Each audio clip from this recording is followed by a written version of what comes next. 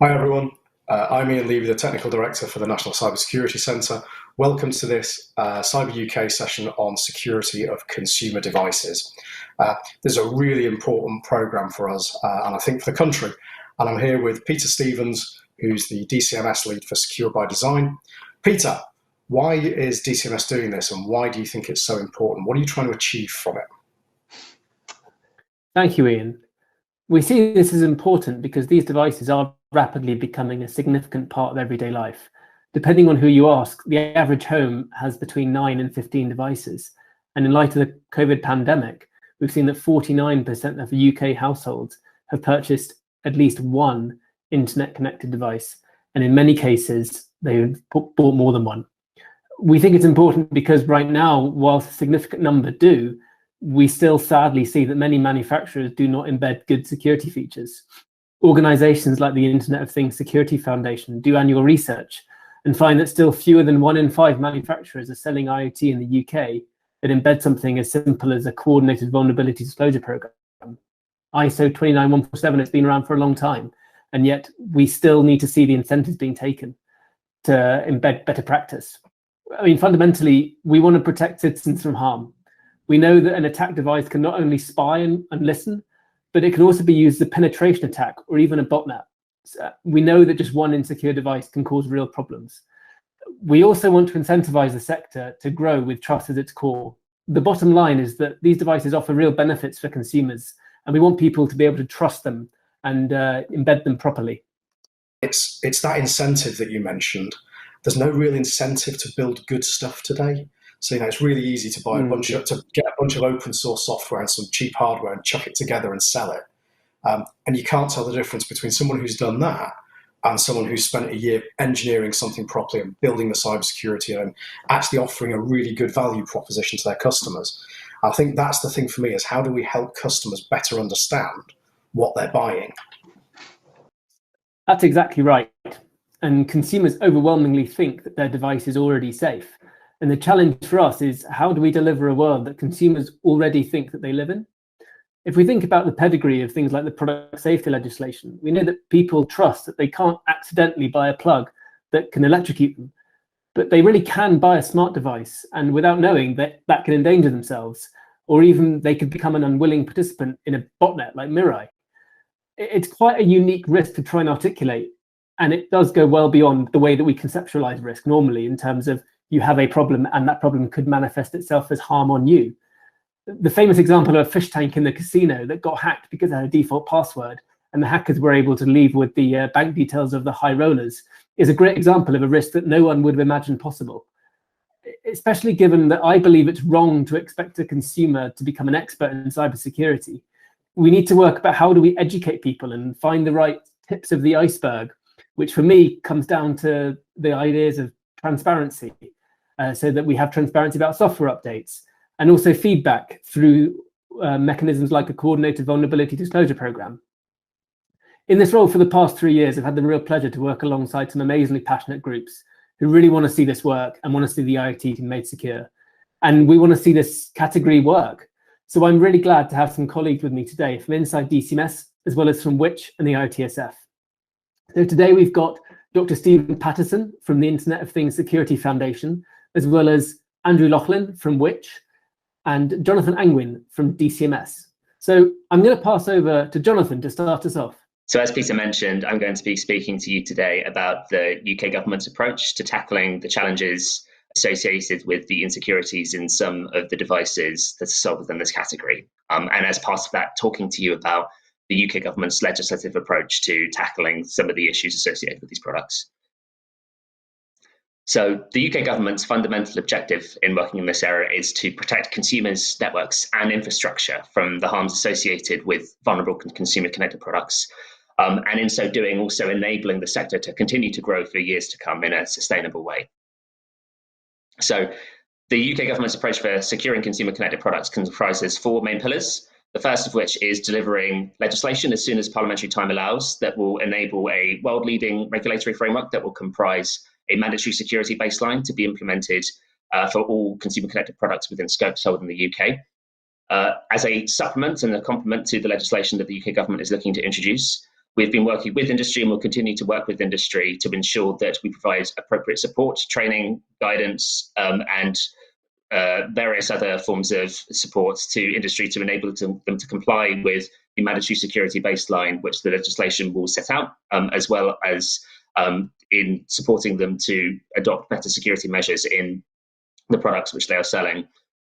In addition to the legislation and the guidance which we will be introducing and have been continuing to introduce, we are also conscious of the fact that we are existing in a world where the techniques that are employed by malicious actors, the technological landscape that we exist within, as well as the wider regulatory landscape that the UK government's approach exists within, are all subject to change. And as a result, the necessity for improving the cybersecurity baseline over time is something that the UK government will have to continue to consider.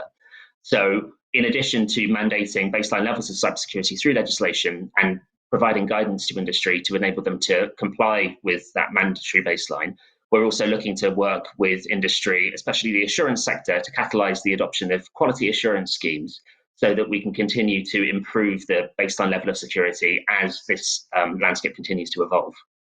And we're also conscious, obviously, that whilst we, as the UK government, can implement legislation that will improve the baseline cybersecurity of products that are sold in the UK, this is a global issue. Compromised devices, wherever they exist in the world, can be used to target individuals, consumers, businesses, infrastructure within the UK, and the extent to which these kinds of challenges observe international borders is limited.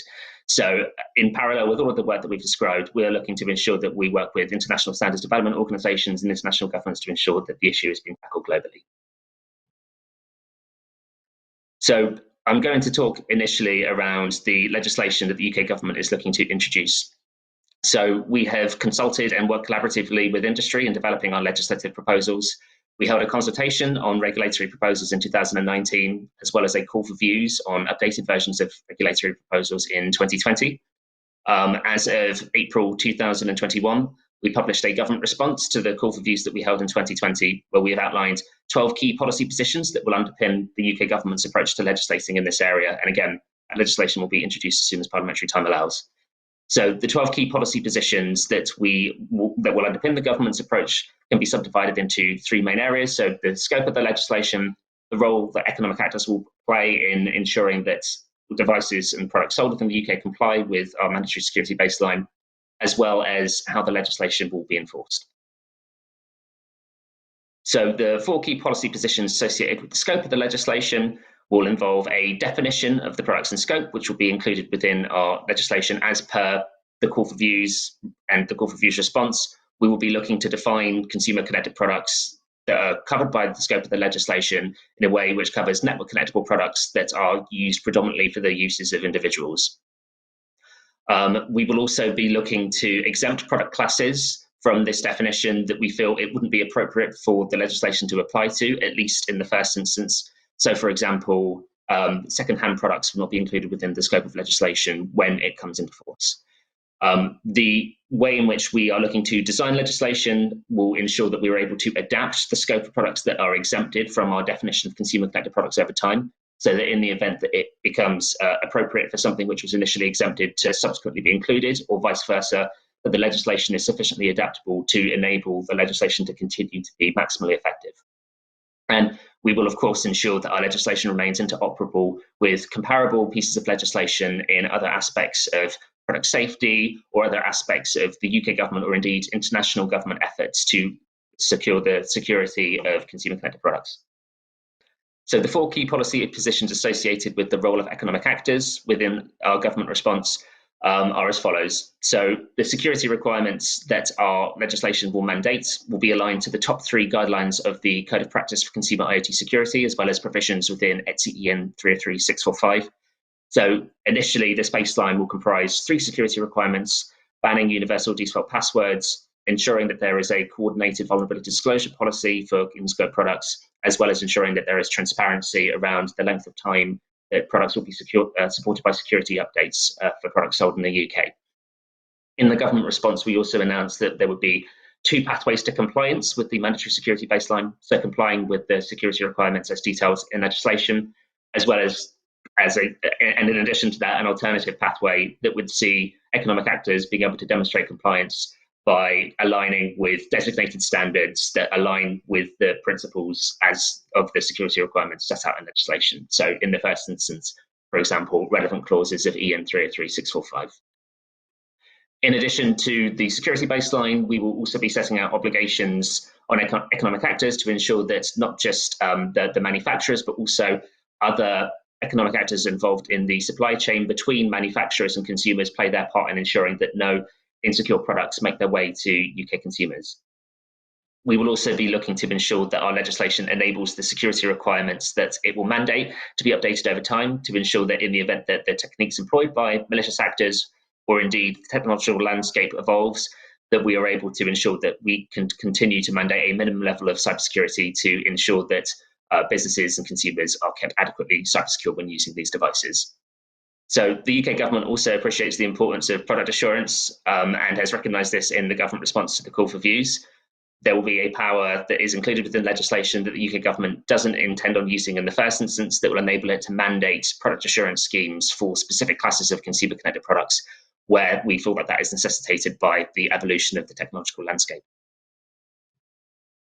The 4 key policy positions associated with enforcement. The legislation will allow ministers to designate an enforcement authority tasked with enforcing the legislation. It will provide that enforcement authority with powers, corrective measures and sanctions to enable it to respond proportionately in instances of non-compliance. The appeals process that will be embedded within our legislation will align to that already used in existing product safety legislation, and we will ensure that a proportionate approach is taken to enforcing our legislation throughout, including the provision of appropriate transitional provisions to enable industry to adapt its practices before the legislation fully comes into force. So all of these key policy positions will enable us to achieve the objectives that we are looking to satisfy as a result of this intervention, enabling emerging tech to innovate, grow, and approach without compromising effectiveness, ensuring that we protect citizens, networks, and infrastructure from harm. So the key elements of our approach, which have changed since the July 2020 call for views, where we solicited industry and subject matter expert feedback, are as follows. So with regards to the scope of our legislation, in the July 2020 call for views, we had proposed that conventional IT products, including smartphones, laptops, and desktop computers, could potentially be included within scope. As a result of the feedback we received, we can confirm that smartphones and tablets with a cellular connection will be included within our legislation from the point where it comes into force. We are still exploring the possibility of laptops, desktops, and tablets without a cellular connection coming into scope. We will engage further with industry and gather more evidence before taking any move in order to bring those devices into scope at a later date than commencement. In terms of other product exemptions, we confirm that second-hand products will not be covered by legislation when it commences, and that we are adopting a joint-up approach to ensure that product security, both within consumer connected products as well as overlapping classes, talk to each other sufficiently in terms of all of the interventions being adopted by the UK government. There is the possibility that automotive vehicles and medical devices may be included within the scope of our legislation at some point, but we will engage further with industry before taking any moves to bring that into force. In terms of aspects of our regulatory approach that has changed with regards to the role of economic actors since the call for views, as mentioned before, there will be 2 routes to conformity. So in addition to security requirements, we will also set out equivalent designated standards that industry can comply with as an alternative route to conformity. Further to the proposals within our call for views, we will also be setting out in legislation a standardized way in which the transmission of compliance information can be relayed through the supply chain between manufacturers and consumers. And product assurance, as mentioned before, will play an important role in our legislative approach. There will be a power for ministers to be able, at some point in the future, if necessitated by the evolving landscape, to be able to mandate product assurance for services. And it's also worth setting out that we have confirmed within the government response to the call for views that we will be providing an appropriate grace period for economic actors to be able to adapt their business practices following the royal assent of our legislation. So legislation is only one part of the UK government's approach. We're also looking to incentivise and catalyse the uptake of the assurance schemes. The UK government recognises the importance of product assurance services in achieving good security outcomes, not just aligned with the mandatory baseline we'll be setting up with legislation, but also in enabling businesses to go above and beyond the mandatory security baseline to be able to anticipate potentially the future direction of the evolving legislative commitments that the UK government will place on manufacturers and wider industry, as well as the importance of UK assurance schemes in enabling manufacturers to work with the enforcement body to ensure that the legislation is effective and that insights are provided around the likely future direction of the UK government's legislative approach. There is a power, as mentioned, that we are looking to include within our legislation that will enable assurance to be mandated for certain product classes in the future, but just to specify again that the UK government doesn't intend to use this power in the first instance. So as part of our efforts to catalyse the uptake of quality assurance schemes, DCMS launched a grant-making programme in 2020 to support the development of industry-led assurance schemes. 3 successful bidders to the programme have piloted separate assurance schemes to explore different aspects of the consumer IT landscape. So these include schemes by the Internet of Toys Assurance Scheme, the Smart TV Cybersecurity Assurance Scheme, as well as the IoT Security Assurance Scheme. So there are details of these schemes on the websites of the providers, as well as the Pattison.gov.uk collections page. So in addition to the legislation that the UK government is setting out and looking to introduce, we have also been working collaboratively with industry to ensure that manufacturers, as well as other economic actors, have access to the appropriate guidance needed to implement the security requirements looking to mandate. DCMS and NCSC has been working with the as well as the Oxford Information Labs in developing guidance and webinars to support manufacturers in the implementation of the security baseline that forthcoming legislation will mandate. And these are available on the website link that is included within the slides. We are also working as part of NCTC Cyber in developing document TS 10361, which will provide guidance to help manufacturers and other key stakeholders to meet the provisions within EN 303645.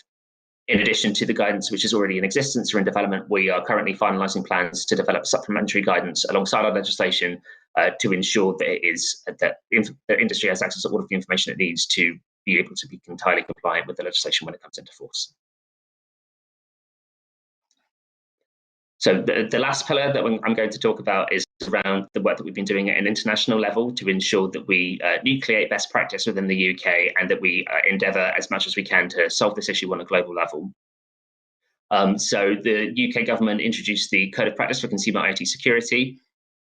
This included 13 guidelines that brought together good practice on a number of areas, including those that we are looking to mandate through legislation.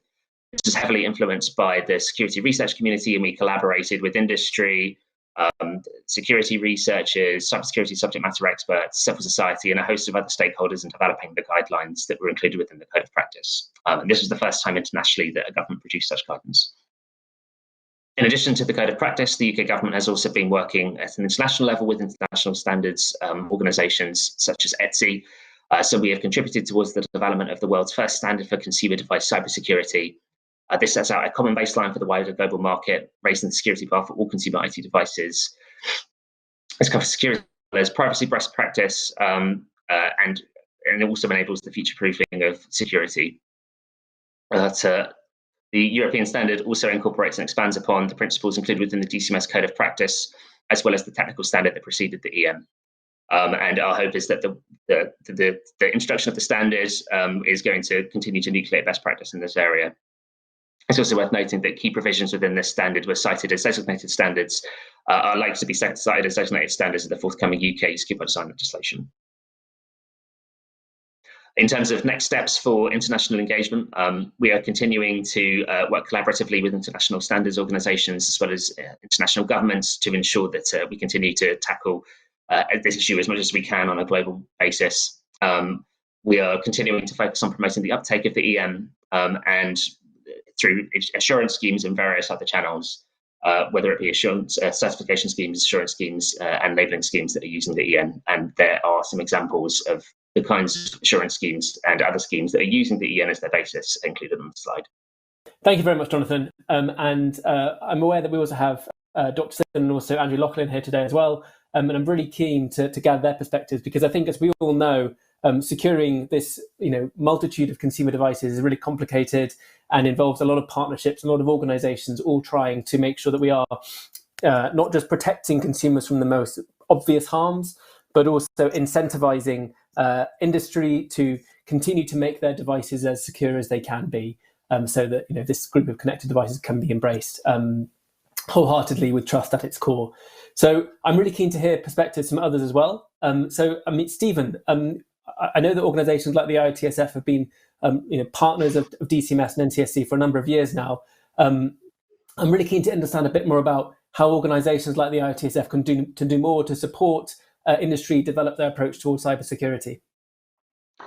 Yes, thank you very much, Peter, for that. And let me also thank you for the British government's efforts in this area. I mean, your department and your team in particular have worked really hard to deliver what is actually a kind of internationally groundbreaking proposal for how we can tackle some of these tricky problems. And I know you've been working at it for some years now, and you've really stuck at it. And congratulations on bringing it to where we now are.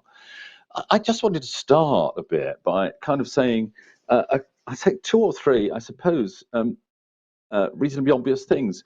The first is, malicious intent will always take advantage of poor design. And I don't think, we need to remember that all the time, really. When we think back to the Mirai attack, which was a notorious attack, which kind of kicked off more or less modern concern about this in 2016 and 17. The Mirai attack was essentially a bug that cruised the network and tried to find poorly protected IoT devices and would enlist them to do its work. And its work was extremely damaging. So, there are very sophisticated ways in which bad actors will try to exploit any weakness or design flaw in our Internet of Things devices and indeed in others. And that's the background against which we are all kind of struggling, really.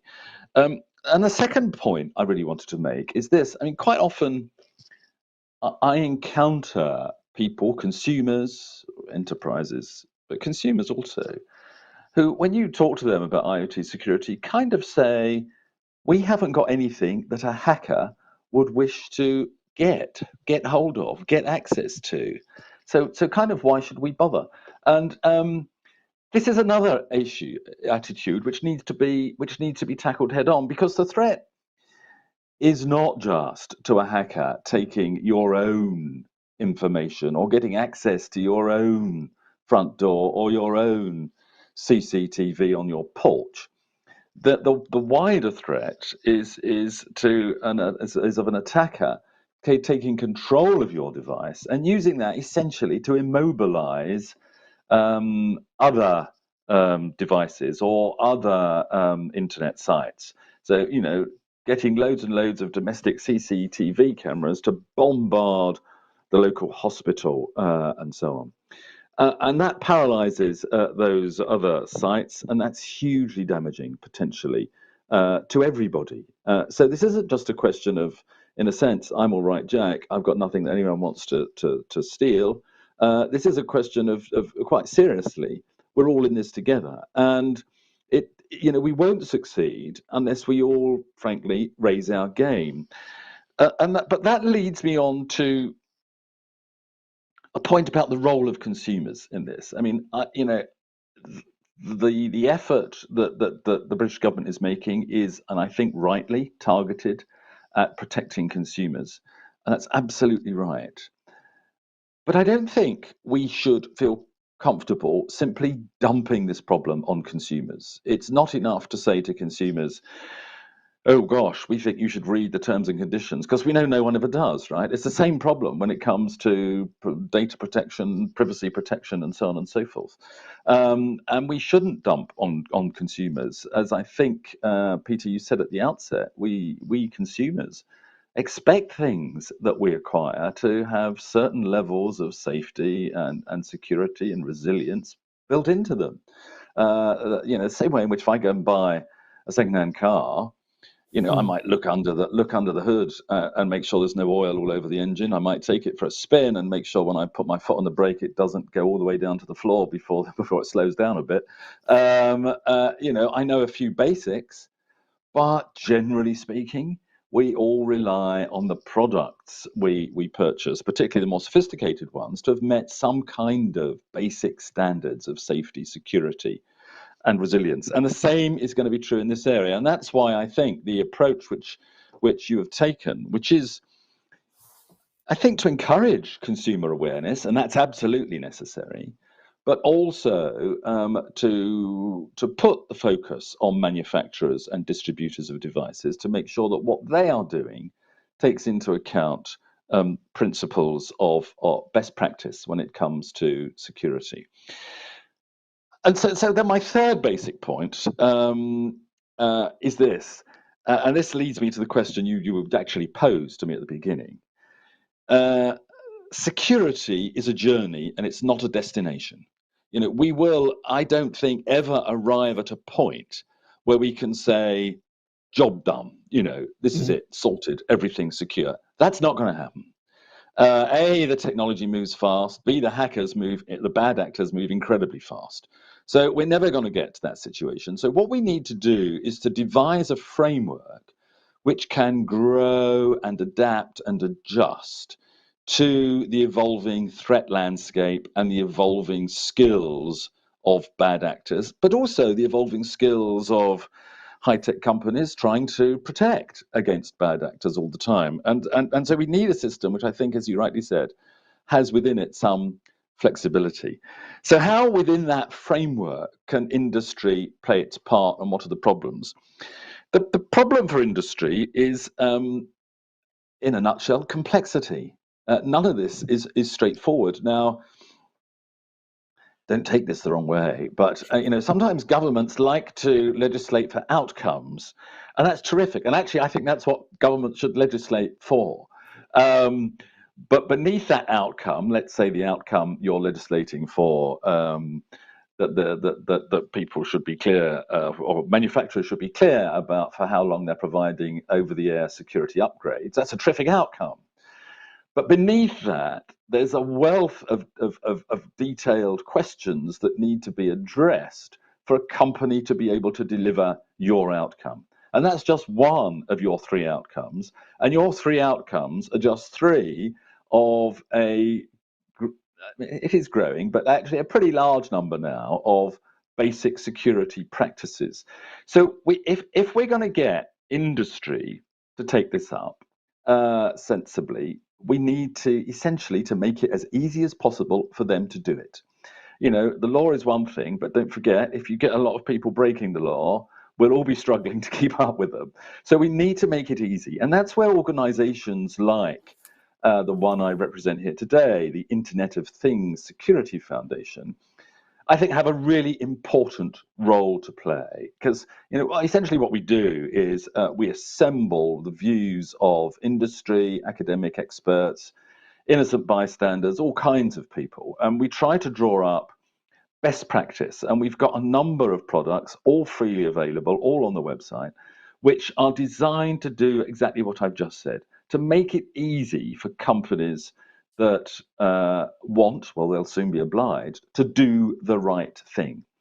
And the products come in several forms. There's a massive compliance framework which covers a whole raft of issues that companies should be addressing if they want to advertise themselves as trustworthy and secure. And those issues include some business process issues, but they also include some really important, detailed technical issues about hardware, about software protection, about device connectivity and interfaces, about use of encryption and keys, and so on and so forth. There's a real level of technical expertise in those things.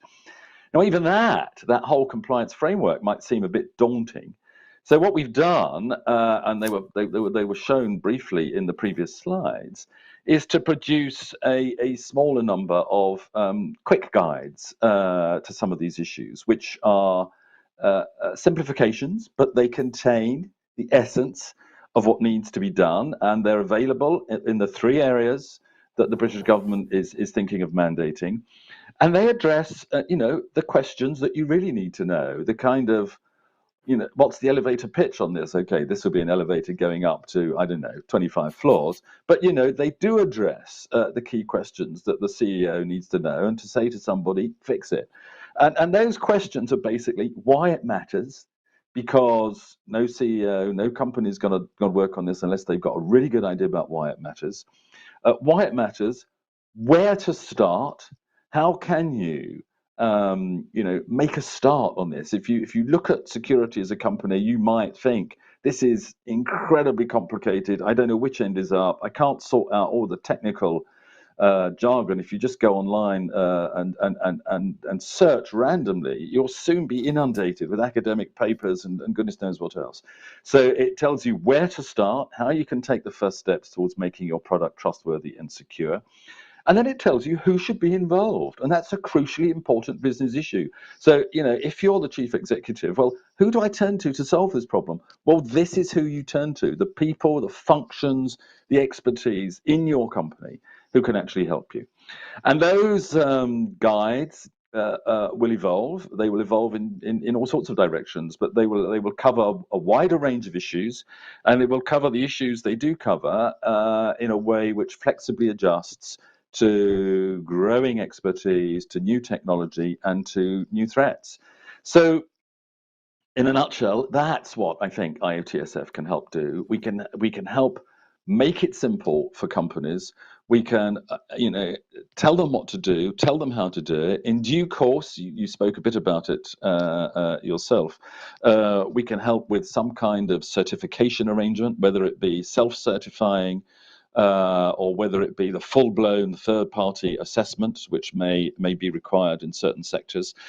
But that's how we position ourselves. And as I said at the beginning, if we don't think that we're all in this together, if we don't try and drive up the demand for security and the supply of secure stuff, this is not going to deliver what we want it to deliver.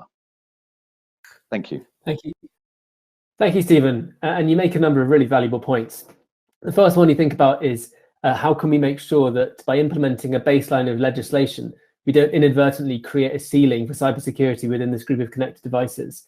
I think we all know this is an ongoing journey. And whilst these three requirements, I think, do represent a really good starting point, we do wish to incentivize manufacturers to always be making the devices that are as secure as they can make them. And I think you also talked a lot about harm. And I think this is a really interesting point because consumers are pretty good at understanding that if they buy an unsafe device, that they can typically forecast how that harm will manifest itself. But the reality here is that with things like penetration attacks or botnets, it's actually a completely different iteration of what harm looks like. So I think we need to be really clear about what consumers need to think about when they're buying these devices, and how they need to broaden their understanding of what the risks associated with them. And I'd like to pass over to Andrew, who's been an amazing partner of DCMS with Which, and has always been fighting the good fight and helping consumers to navigate this new territory in terms of how they conceptualize risk. Andrew, can I pass over to you to understand a bit more about the work that Which is doing in this space? Of course. Thanks very much, Peter. And been really interesting to hear all the different views so far. I think what kind of struck me in the question and the thing that we can really contribute here is why it matters, because it 100% matters, and we can hopefully show why over the course of this presentation, and also give a bit of a view of where we think this will go next. But I think before we get into that, we probably need to think about how we got here. So if I can work the clicker. Back in 2017, I put together a piece of research which I dubbed the Hackable Home. And basically, we got a load of devices together. We put them all in a real home. And basically, we got a red team to attack the home. It was a stunt, of course. But what we found was a whole host of different flaws, including one rather comedy one with a smart speaker attack with a second order attack to order some cat food off some Whiskas cat food off Amazon. It was a bit of a stunt, but it was designed to show that these are theoretical risks. They are actually increasingly real, and we are now networking our homes. We don't know it, and I'll come to more on that with consumer views later on, but we don't necessarily know it but the realities are becoming much more close to home, if you don't mind the pun. And actually, some of those theoretical vulnerabilities that we talked about in the past are now actually becoming much more pressing, particularly as we're spending more time at home, not only living, but also working increasingly in the COVID pandemic. We have a follow-up on this, a bit of a plug, coming in May, late May, so please do watch this space, and that will show some of the aspects around why people are already being targeted with these attacks. And the problem is that we find problems all too easily. I think a stat at the top here, out of 251 products, 253 products that we assessed over a 12-month period, we found 251 flaws or vulnerabilities. That's sort of an average of one per product. And these things can range from quite minor right through to quite sort of critical issues. But all of them really need to be taken seriously. And it kind of boils down to a lot of the aspects around actually just doing the basics is what we're asking for here. And yes, I absolutely agree that companies and brands need to be sort of helped through that process, but we do have to have an expectation that that process occurs. For example, we've tested so many different products, but very rarely find any information that's clear and easy to understand about how long people can expect software updates, for example. We still find frequent challenges in disclosing problems and getting them fixed promptly. Chasing around, trying to find contact details on LinkedIn, sort of doing sourcing in Google, trying to find someone to speak to. These are all common issues, unfortunately, and they're very easily fixed. I think as it's been pointed out, there are easy fixes here that we can employ, and it just takes a bit of will to take them on. And some flaws are actually threatening traditional product safety. So because we are networking traditional devices, ovens, plugs, kettles, and so on, these all have different product safety legislation going on. So we're kind of mashing together these two worlds.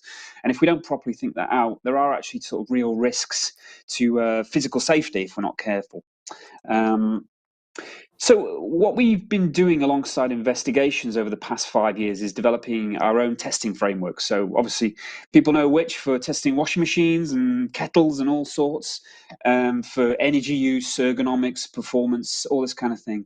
Security is now part of our mix. So it's we now assess it routinely as part of a dedicated test program. It's designed to be used across multiple sites, multiple different product labs with different specialisms.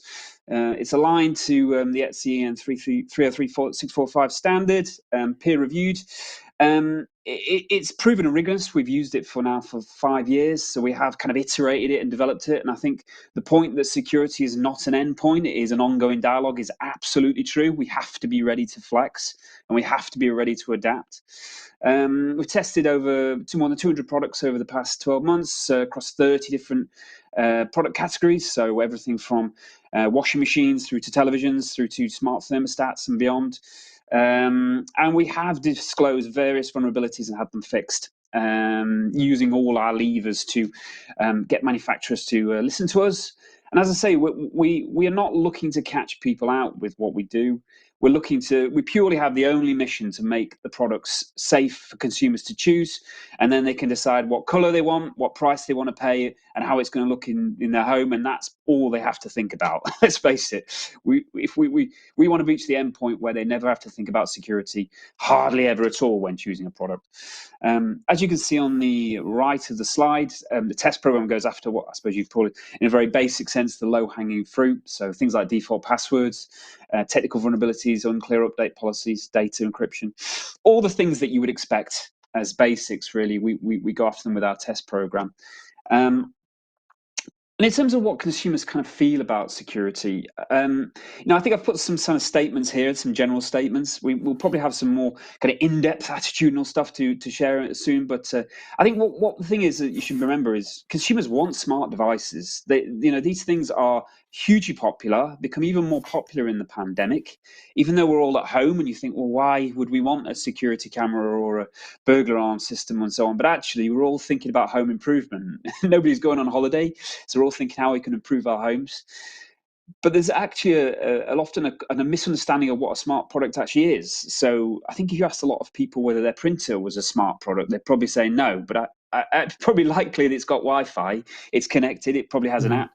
So there's actually a bit of a misunderstanding often of what is a smart product.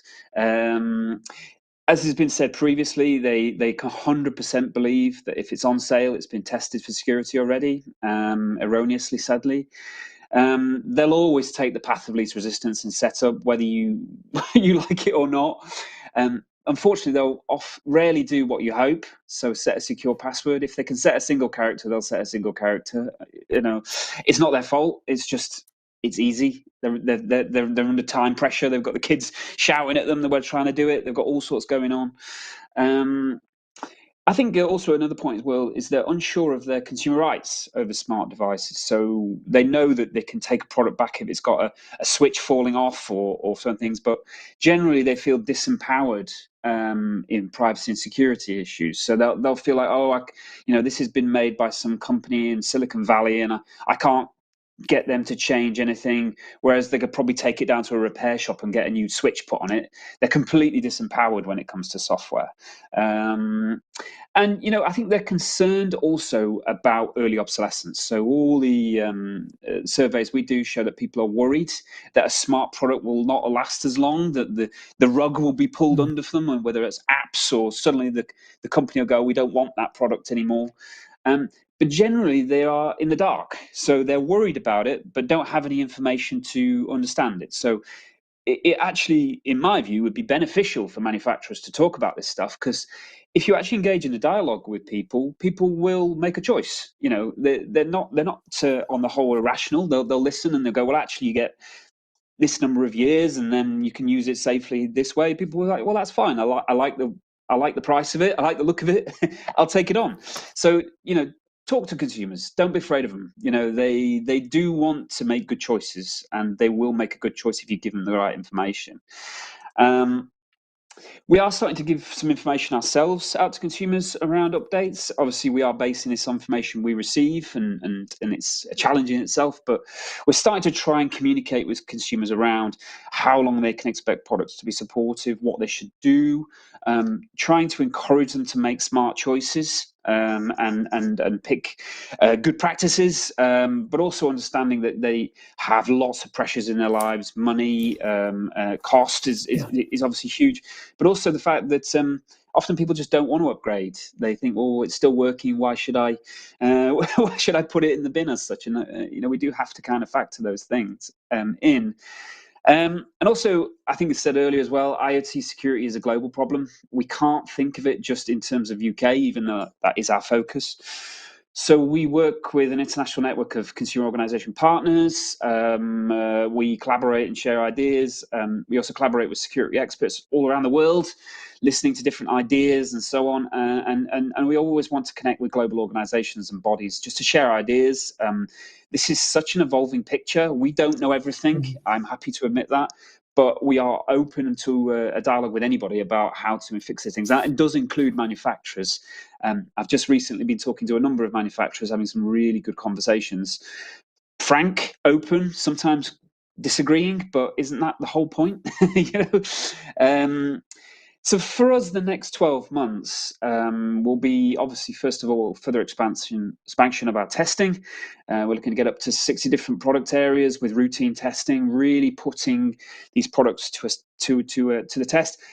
I must obviously stress to anybody who doesn't know, we only test products after they've been released. So we are a kind of a policeman after the fact on that score, and we very much hope that some of the secure by design legislation will do what we all hope it will, which is improving those standards further up the chain, right to the conception phase. And we'll still be doing more investigations and reports. As I say, I trailed one earlier, but there should be some more to come from us in late May. Consumer education campaigns, hitting still the same notes about passwords, 2FA, all the usual suspects. And first of all, finally, further business and regulatory engagement. And I just want to repeat what I just said and saying, look, we are here to talk, and you can find us in the book as such, and we would like to have a dialogue with anybody, even if you disagree with us and think we're wrong. It's always good to have this conversation, because security is a dialogue. It's not a diktat. It's about kind of having an open conversation and learning from each other. So yeah, that's us. Thank you, Andrew, and thank you, Stephen and Jonathan as well. I found this a really illuminating conversation, and it does underline the real need for us all to collectively deliver the world that most consumers already think that they live in, so that by the time the devices are on the shelf and they bring them into their homes, they have security in place. And I think it's a big principle for us is to make sure that the steps we take in DCMS are proportionate, and that we always recognize there is a really broad spectrum of devices, of manufacturers, of economic actors who engage with this group of devices, and we want to encourage their adoption. We do want to see them work, and we do want to see them embedded, and for consumers to benefit from their many advantages. I think we always have to make sure that as a team we remain open, and how can we adapt to future challenges. And I think a lot of this conversation boils down to the principles that we want to see embedded within this relatively new group of devices. And I think a lot of this, for me, boils down to two concepts of transparency and of feedback. And I think on the transparency point, I think we need to be really clear that we're not saying that any manufacturer has to secure their device or has to offer patches and updates for 10 years, 5 years. We're just saying that it's an important piece of information which is really valuable to the consumer. So they should be made aware of what that is when they're making that decision about when to bring that into their home, because right now that isn't the case, and that is something that I think we do need to see addressed. As well as that, I think Jonathan and Andrew both mentioned the importance of feedback and the importance of listening. And for me, when I think about a really effective method within a sector, I always come back to aviation.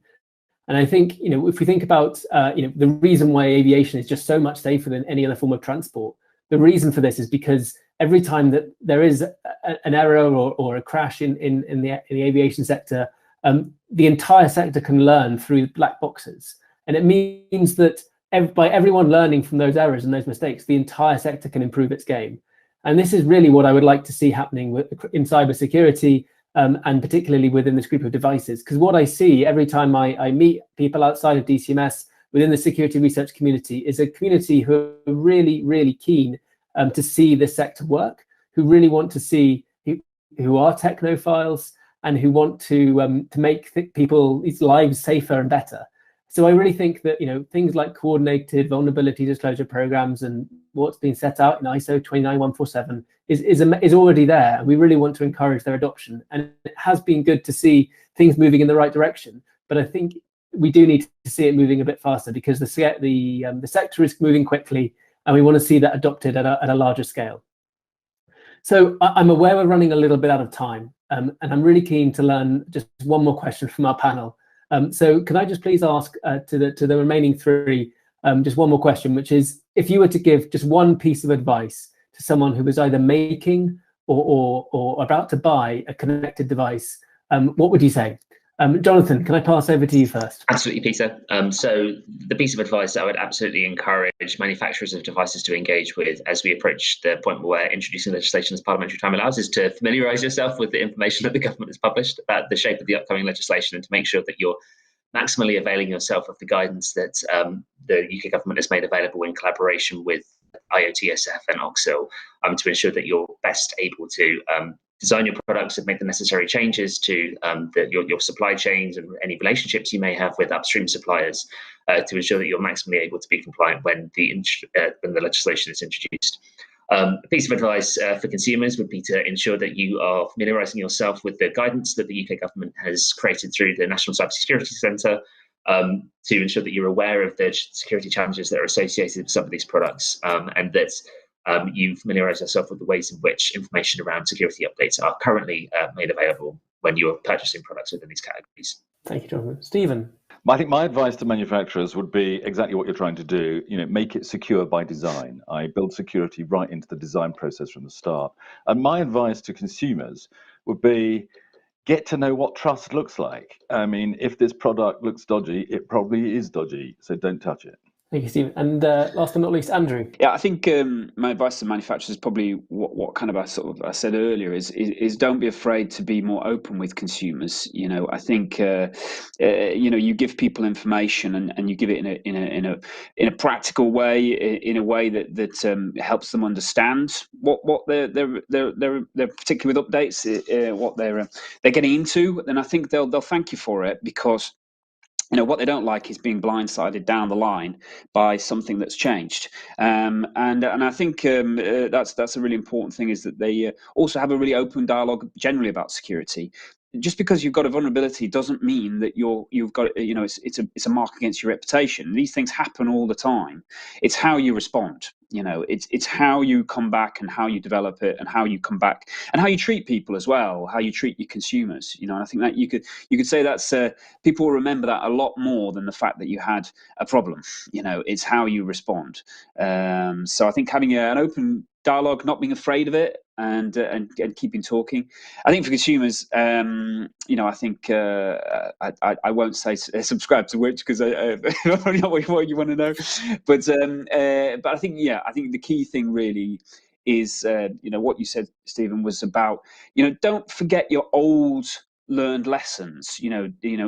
That's absolutely right. If it doesn't feel quite right, if it hasn't got a brand on it, if it's £10 for a product that's £100 elsewhere, these are things that you could naturally say are rote lessons that we just need to relearn. Like going around a market and seeing a load of sort of knockoff headphones or something and thinking, well, they're probably cheap for a reason, aren't they? So I think relearning those lessons, being healthily suspicious of phishing attacks, and obviously all the usual things. And do use strong passwords, please. I mean, it is really important. And so don't forget the old lessons, and also don't panic. Yes, devices get hacked. It's still thankfully not absolutely out there everywhere. So do not panic, and do not kind of disconnect your whole house, because these things are useful to our lives as well. Andrew, and thank you to Stephen, thank you to Jonathan, and very, very grateful for everyone's time. Thank you to NCSC for arranging for this session for Cyber UK, and wishing you all the very best. And if you do buy a smart device in the next 6 months, then please do make sure your password is secure, and make sure you check how long it's supported by software updates. So thank you very much, and we'll see you all very soon. Take care. Bye.